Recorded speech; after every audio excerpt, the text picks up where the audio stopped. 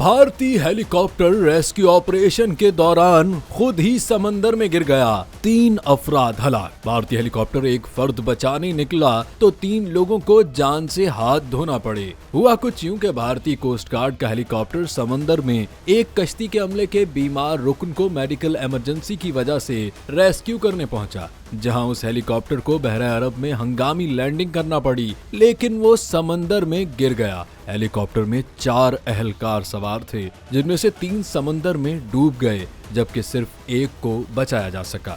और अब इस हादसे में लापता होने वाले 3 एहलकारों की तलाश में रेस्क्यू ऑपरेशन जारी है, जिसमें 4 बहरी जहाज और 2 तैयारे हिस्सा ले रहे हैं। इससे कबल भारतीय फजाइया का एक MiG-21 लड़ाका तैयारा भी राजस्थान के एयरबेस के करीब गिरकर तबाह हो गया था।